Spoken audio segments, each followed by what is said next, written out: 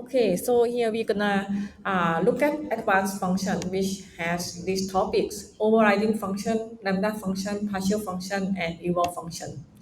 So for overriding functions, it means that you want to replace a method in a subclass. So that means there's already that method in superclass, right? It has the same name, okay?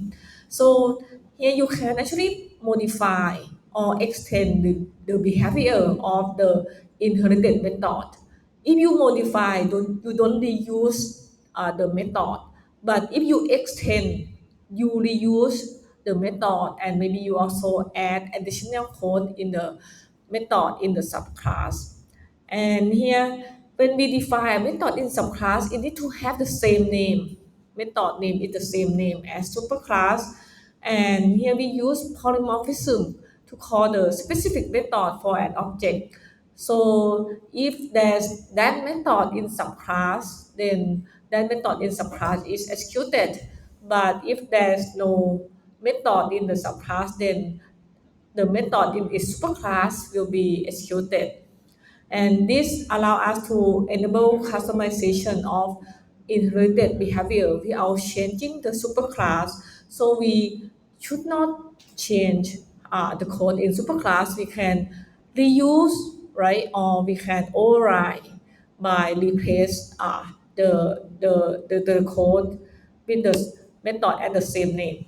So here, if we look at this picture, when we define overriding function, we can replace the method by define the method with the same name, right? And write the new code.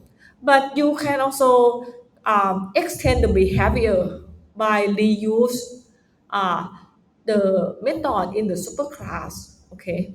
And the method in subclass and superclass will have the same name. That's the concept of polymorphism, right? And here, the interpreter will call the most specific method.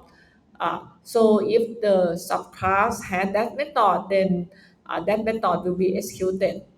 So the syntax of the overriding function, it has the requirement that the method has the same name both in superclass and subclass.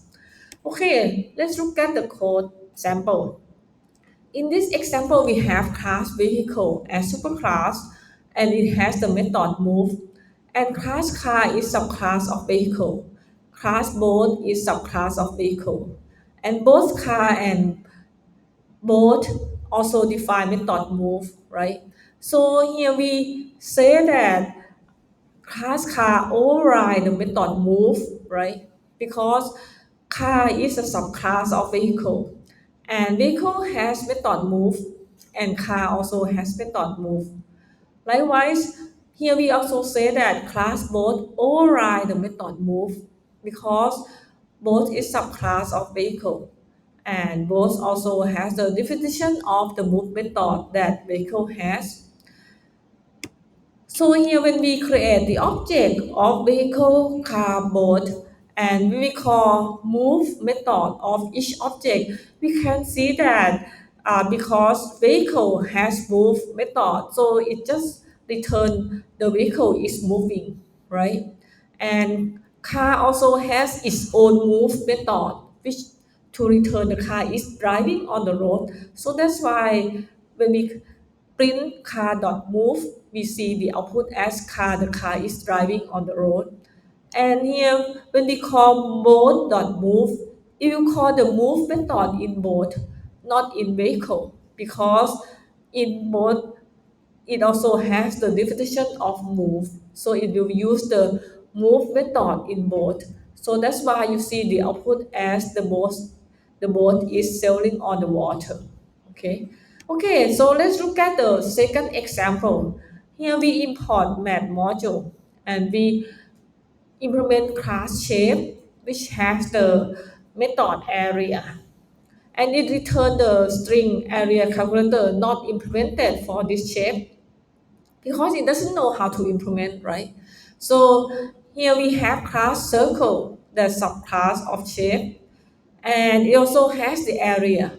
But now for circle, we return mat.pi multiply with cell.radius over 2, right? And here rectangle is subclass of shape and it accept width and height, and the area return with multiply with height.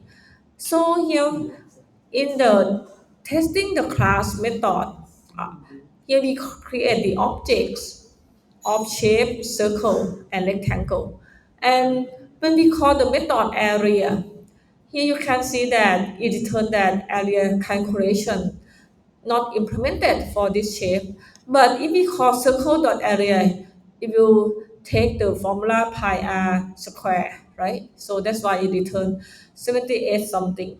And if we call the method area of rectangle, which is 4 multiplied by 6, and that's why it's returned 24. Okay.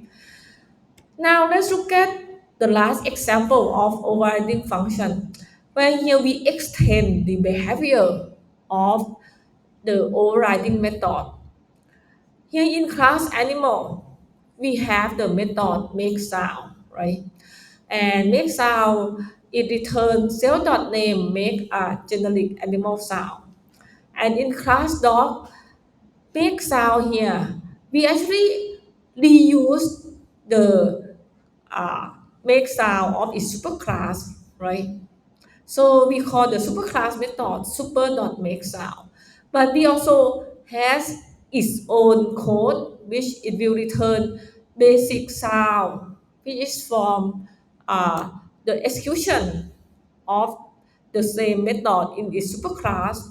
And specifically, we also has its own sound. Okay, so here we can override by rewriting the whole method or by reuse the method in its superclass and add additional code.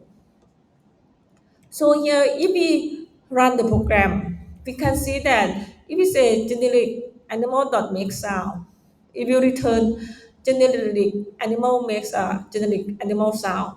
But if we call dog.make sound, it will also reuse the code like make a generic animal sound and then add its own code for the dog.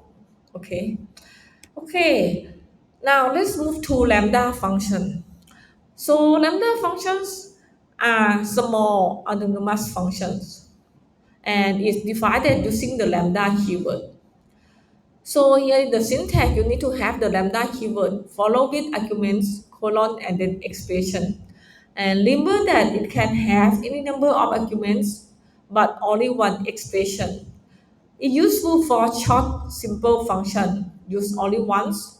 And usually it used with higher order function like map, filter, sort, also functional programming. Okay, so here let's understand about lambda function.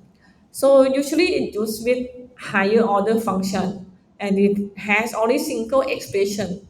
And when we use, we need to have lambda keyword, but it can have multiple arguments. So here I would like you to also understand about functional programming, which is very useful because functional programming is a paradigm that promotes using function to perform every task in the program. It will take a specific set of arguments and return the same result every time. And in functional programming, functions often operate on arrays of data or lists, transform them, and produce new arrays with added features. Okay, the first built-in function that I would like you to know is zip. So zip will allow us to combine multiple iterable pairwise. The combined iterable will be the same length as the shortest of the component iterable. Okay, let's see the example. Here we have two lists, right? The first list has the first tuple has 1, 2, 3, and the second tuple has 4, 5, 6. And we want to combine these two tuples together. So we can call for I in zip print I. So then the first pair it will pair 1 and 4. And then the next one it will pair 2 and 5. And then the last pair you pair 3 and 6. Okay, so that's how you can combine multiple tuple or multiple lists. Here, let's see another example. Now, we will combine three lists. So here we say for I in zip length 3. So what is the return from length 3? 0, 1, 2, right? And then T6 is 3, 4, 5. And then 10, 13 is 10, 11, 12. So when we say zip length 3, length 3, 6, length 10, 13, we get 0, 3, 10, 1, 4, 11, and 2, 5, 12. In fundamental operations in functional programming, there are three operations that you may often find it in model code. The first one is mapping. It will apply a transformation to an iterable and produce a new table of transform items. The second one is filtering. You apply a predicate or Boolean value function to an iterable and generates a new iterable containing the item that satisfy the Boolean condition. And the last one is reducing. If you apply a reduction function to an iterable and return only a single value, so reduce will always return a single value. But for mapping, it will return the list with the same length as the input.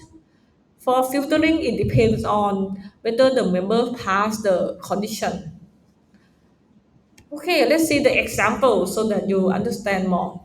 Here we use map function on the list. Suppose that you want to find the length of these strings.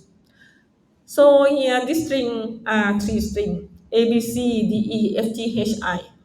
If we don't know how to use functional programming, we will use for loop, right? And then apply the function length for each member in the array, right? But here, if you know how to use map, then we just say map length and then the whole list. So what does map do? It will map length with the first argument, and length ABC is 3, right? And length DE is 2, length FGHI is 4. And it return the list because here at the when we execute this statement, we have list with the output of this, the result of this map. Okay, let's see another example. Here we need to use, here we need to do the inner first. The most inner function that we need to do is zip, right? So here we need to zip 1, 2, 3, 4, 5, 6. So when we zip these two lists, we get 1, 4, right? And when we apply 1, 4, we get 5. When we apply sum to 5, we get 7. And when we apply sum with the result of zip, these two lists on the last combination is 3, 6. So that's why we get 9. Okay. So for map function, it will return a map object, which is an iterator of the result after applying the given function to each item of a given iterable. And iterable here, it can be list or tuple. So the first argument is function, and the second argument is iterable, which can be list or tuple. So let's go back to the example. Here, what is the function? Function length, right? And iterable is the list, right? So if you apply length with each item in the list, so here when we apply length ABC, we get 3. When we apply length DE, we get 2. When we call length with FGHI, we get 4. And now let's look at using map with user-defined function. Suppose that we have user-defined function addition n, which return n plus n. Here the result of map addition numbers, it will be 1 plus 1 is 2, right? 2 plus 2 is 4, and 3 plus 3 is 6, and 4 plus 4 is 8. Because if you call addition function to each n, okay? And is it possible to use map with more than one list? Yes, you can. So here um, we say addition, subtraction, x and y, and we will return x plus y and x minus y. So we have num1 and num2, right? And here at line, this line we say result equal to map addition, subtraction, and then provide the list of num1 and num2. And now the result will get the two values, which is the result of the addition of two numbers and the subtraction of two numbers. And we can also use map with set. So here, if we want to convert from original character to uppercase, so here we change the case, right? Return uppercase and lowercase. So at this line we say map change case, and then it will return both the uppercase and lowercase. Next we look at filtering function. Filter function. Say you need to process a list of number, and you want to return a new list containing only those numbers greater than 0. So if you use if and in for loop, you can, but then the code will be very long. But if you use filter, the code can become shorter. So um, here we actually define the function extract positive, right? For number in numbers, if number greater than 0, then you put into the list, right? And that's the traditional way of um, filtering only positive values. But if we use filter like map, the filter function will have the first argument as function and the second argument as iterable, which can be list, tuple, or set. So here, we define function is positive and is positive except n. If n greater than 0 is returned true. And observe at line 122. Here we just say result equal to filter is positive list. So what does it do? Here is positive will apply, will call with the value -2, which is false, right? And if it's false, that number will not be placed in the result. -1 also false, -0 also false, but 1 is positive, right? So if we apply function is positive to 1, it's true. So if the result is true, 1 will be added to the result. And 2 is, when we apply is positive with 2, is true, right? So that's why 2 will also be in the result. Okay, so you can observe that the code is much shorter, right? If you don't know how to use filter, you need to use for loop, you need to use if condition. But if you use filter, you just use filter, right? And you define the function to filter only the condition that you want to test the member whether it can meet the condition. If it can meet the condition, then that member will be in the result. Okay, now let's look at lambda. So lambdas are little anonymous function. It's subject to a more restrictive but more concise syntax than regular Python function. So here you can actually define lambda x colon x. So what does this return? It just return the output as the same as the input, right? Here you can also define lambda x as x plus 1. So here if you say add 1 equal to lambda x colon x plus 1, when you call function add 1 2, that's why it return 3, right? Because it will return 2 plus 1, which is 3, okay? So lambda can also have more than one argument. So Here, let's look at this. We have lambda first and last. It accepts two arguments, right? And what is returned is the string that display with the text full name and return the value of first and last. And here when we call that lambda full name Mani and JD, that's why it returned full name Mani JD. Okay. Now let's look at the last operation, reduce. So reduce will have two arguments. The first one is the function, and the second argument is the iterable that we want to apply the reduce for. Suppose that we have the list 1, 2, 3, and we want to sum all of these number in the list.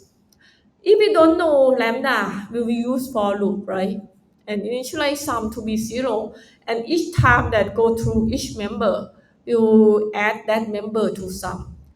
But if we know how to use reduce, we can just use only one line of code at line 129. Here you need to import module func2, which has the function reduce. And here reduce will have the first argument as anonymous function lambda a comma b, which return a plus b. And the second argument is the list to apply this function for. So in the first round, if you add 1, 1, 2 will be the argument of reduce, right? And if you return 1 plus 2, which is 3, okay? And then the result of this function will be the argument of the next round, next iteration. So in the next iteration, it will be lambda t comma 3. And if you return 3 plus 3, that's why the final value is 6. Okay.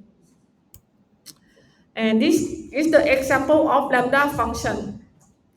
So here, suppose that we have the list of Celsius, temperature in Celsius, and we want to convert Celsius to Fahrenheit.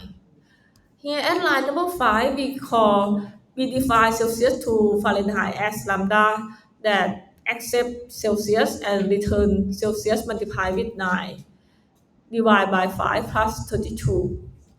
And then later we call map with Celsius to Fahrenheit function and Celsius temperature and have left it in the list. So here in the output, and line number 10, we print temperature in Celsius. And then the next one, we print the temperature in Fahrenheit. That is the result of using lambda and map. Now let's look at another usage of lambda. Suppose that we have the list of people where each people will be described by using name and age. And here you can observe that now people is sorted by name, right? But suppose that we want to sort people by age. What can we do? Here we can call the sorted function and then provide the list of data that we want to sort. And now we specify that key that we want to sort is x bracket 1. So that means we want to sort on the second member, right? The second member of the object which is age. So here we print original list and then we print sorted people. Now you can see that sorted people will be sorted by age because here we specify that he is x1, which is the second element of each tuple. Okay, now let's look at partial function. So for partial function, you can derive function with some preset argument, and like reduce, you also need to import func2 module. And it allows for function reuse with different default values. It's useful for creating specialized version of more general function. So here with the partial function, when you create, you need to import partial form from tool. And benefit is that you can reuse the function, and it has specialized version. It improves readability and reduce repetition of the code. Okay, so here, suppose that we define power function as base exponent, and it will just return base to the input exponent, right?